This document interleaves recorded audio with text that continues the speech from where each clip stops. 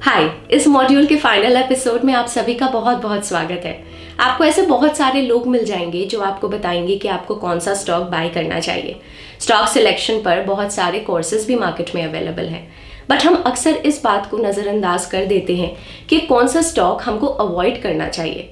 इस वीडियो में हम आपको कुछ ऐसे रेड फ्लैग्स के बारे में बताएंगे जो आपको किसी भी कंपनी में इन्वेस्ट करने से पहले ज़रूर देख लेने चाहिए। तो चलिए वन बाय वन उन सभी रेड फ्लैग्स के बारे में डिस्कस करते हैं। Inconsistent revenue and profit. जब भी आप किसी कंपनी के फाइनेंशियल स्टेटमेंट्स को एनालाइज करते हैं तो उसके रेवेन्यू या प्रॉफिट की ग्रोथ रेट को आपको ज़रूर देखना चाहिए। एक फंडामेंटली स्ट्रॉन्ग कंपनी के रेवेन्यू और प्रॉफिट्स दोनों में आपको कंसिस्टेंट ग्रोथ दिखेगी।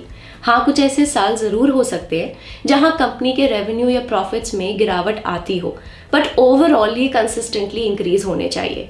अगर किसी कंपनी का रेवेन्यू हाईली इनकंसिस्टेंट है तो आपको इसे एक रेड फ्लैग की तरह ट्रीट करना चाहिए और इसके बारे में फर्दर इन्वेस्टिगेशन करनी चाहिए।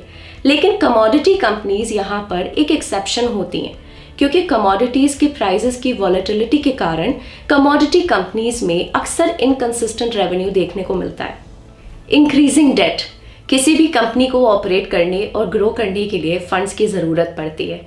इस पर्पस के लिए कंपनीज अपने प्रॉफिट्स का यूज़ तो करती हैं, लेकिन फिर भी मोस्ट ऑफ द केसेस में कंपनीज को अपने ग्रोथ प्लान्स की फाइनेंसिंग के लिए डेट लेना पड़ता है। एज एन इन्वेस्टर आपको ये समझना चाहिए कि डेट की कुछ अमाउंट तो एक्सेप्टेबल है। अगर कंपनी अपने डेट ऑब्लिगेशंस को सर्व कर पाती है और इसके पास इनफ कैश फ्लोज हैं, तो high debt to equity ratio को एक नेगेटिव पॉइंट के जैसे ट्रीट नहीं किया जाना चाहिए।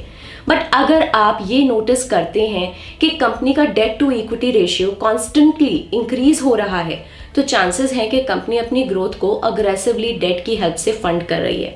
ऐसे केसेस में हमें कंपनी के डेट टू इक्विटी रेशियो को इंडस्ट्री एवरेज से कंपेयर करना चाहिए। इसके अलावा आप इंटरेस्ट कवरेज रेशियो भी चेक कर सकते हैं। इंटरेस्ट कवरेज रेशियो कंपनी की डेट के कॉस्ट यानी कि इंटरेस्ट कॉस्ट को पे करने की एबिलिटी को इंडिकेट करता है। इसकी हेल्प से हम ये पता लगा सकते हैं कि कंपनी कितना डेट रीपे कर सकती है। मार्केट एनालिस्ट और इन्वेस्टर्स दोनों ही इंटरेस्ट कवरेज रेशियो को बहुत ज़्यादा इंपॉर्टेंस देते हैं, बिकॉज अगर कंपनी अपने एग्जिस्टिंग ऑब्लिगेशंस का इंटरेस्ट भी पे नहीं कर सकती तो कंपनी ग्रो नहीं कर पाएगी एंड मे बी सर्वाइव भी नहीं कर पाएगी। इंटरेस्ट कवरेज रेशियो जितना ज़्यादा होगा, कंपनी के लिए अपने डेट को मैनेज करना उतना ही ईजी होगा। अगर कंपनी का इंटरेस्ट कवरेज रेशियो 1 से कम है तो इसका मीनिंग ये है कि कंपनी अपने प्रॉफिट से अपने इंटरेस्ट एक्सपेंसेस भी पे नहीं कर पा रही है, जो कि एक रेड फ्लैग है। Reduced promoter holdings. प्रोमोटर्स किसी भी कंपनी के इनसाइडर्स होते हैं जो कंपनी को अच्छे से जानते हैं। तो अगर प्रोमोटर होल्डिंग स्टेडली डिक्रीज हो रही है तो ये एक रेड फ्लैग है। इसका मीनिंग हो सकता है कि प्रोमोटर्स को ऐसा लगता है कि कंपनी के बिजनेस पोटेंशियल के हिसाब से उसका स्टॉक प्राइस ज़्यादा या फिर ओवर वैल्यूड है। इसलिए ये एक रेड फ्लैग है जो आपको केयरफुली एनालाइज करना चाहिए। अगर प्रोमोटर्स ने अपनी होल्डिंग्स के अगेंस्ट लोन लिया है तो ये भी एक रेड फ्लैग हो सकता है। इसे हम प्रोमोटर प्लेजिंग भी कहते हैं। तो आपको ये भी हमेशा चेक करना चाहिए। अगर प्रोमोटर ने अपने शेयर्स का एक छोटा परसेंटेज ही प्लेज किया है तो हो सकता है कि ये एक रेड फ्लैग ना हो, बट अगर परसेंटेज हाई है तो आपको इसकी डिटेल में ज़रूर जाना चाहिए। Poor corporate governance. गवर्नेंस या कॉर्पोरेट गवर्नेंस वो फाउंडेशन है जिसके बेसिस पर किसी भी कंपनी को जज किया जाता है। कॉर्पोरेट गवर्नेंस से हमें पता लगता है कि कंपनी अपने सभी एक्शंस में ट्रांसपेरेंट है या नहीं और अपने सभी स्टेक होल्डर्स को अच्छे से ट्रीट करती है या नहीं।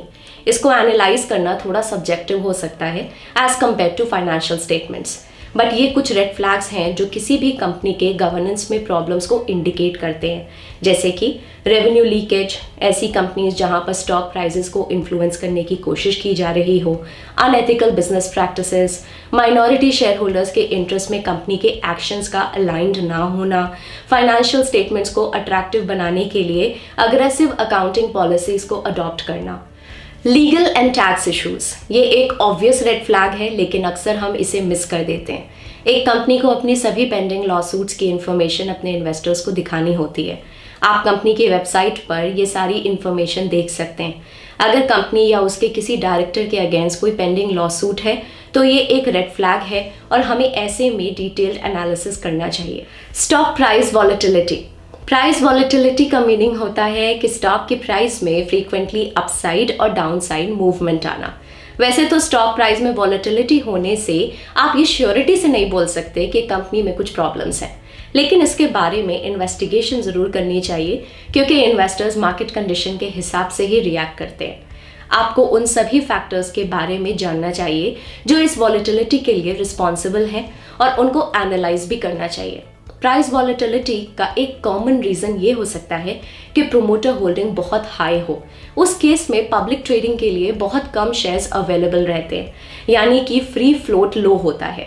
जब भी किसी स्टॉक का लो फ्री फ्लोट होगा तो स्टॉक प्राइस को इन्फ्लुएंस करना ईजी होता है, बिकॉज एक स्मॉल वॉल्यूम का ट्रेड भी प्राइस में बड़ा चेंज ला सकता है। इसलिए ऐसे स्टॉक्स बहुत रिस्की हो सकते हैं। Too good to be true financial numbers. काफ़ी बार कुछ कंपनीज के फाइनेंशियल नंबर्स इतने अच्छे होते हैं कि उन पे बिलीव करना भी मुश्किल हो जाता है।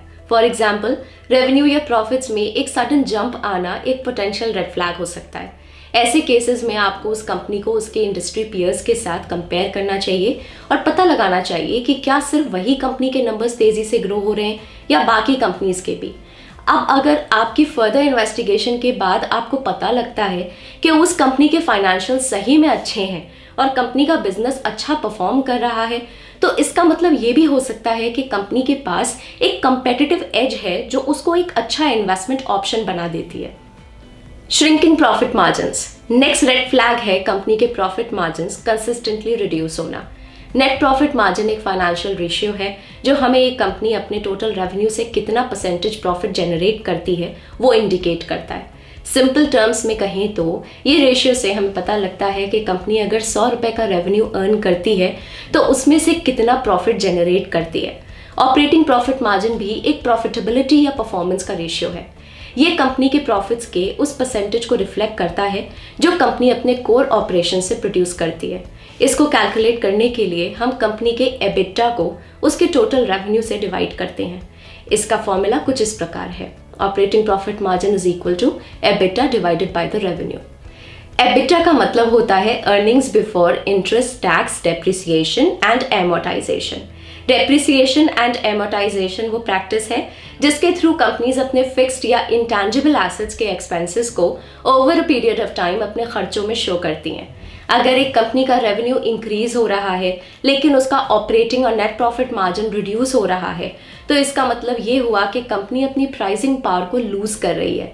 एक बार जब प्रॉफिट मार्जिन गिरना स्टार्ट होता है तो ये जनरली गिरता ही जाता है क्योंकि बाकी कंपेटिटर्स भी मार्केट शेयर एक्वायर करने के लिए और ज़्यादा फाइट करते हैं। तो आज के एपिसोड के लिए इतना ही और इसी के साथ हमारा ये मॉड्यूल भी यहीं ख़त्म होता है। ग्रो अकेडमी के फर्स्ट मॉड्यूल से लेकर अब तक हमने स्टॉक मार्केट के बारे में बहुत कुछ सीखा एंड आई एम श्योर कि अब आप किसी भी स्टॉक या इंडस्ट्री को बिना किसी डिफ़िकल्टी के एनालाइज कर पाएंगे। लेकिन आज का एपिसोड ख़त्म होने से पहले आपसे एक सवाल: क्या आपने कभी नोटिस किया है कि जब भी आरबीआई इंटरेस्ट रेट्स को चेंज करती है तो इसका स्टॉक मार्केट पर क्या इम्पैक्ट होता है? जीडीपी प्रोजेक्शंस में अगर कुछ पॉजिटिव चेंजेस आ जाएं तो स्टॉक मार्केट इस बात को कैसे रिएक्ट करता है? इन सभी सवालों का जवाब हम अगले मॉड्यूल में देंगे जहां हम डिटेल में मैक्रो इकोनॉमिक्स और स्टॉक मार्केट के बीच के रिलेशन को समझेंगे। तो मिलते हैं अगले एपिसोड में। Bye bye.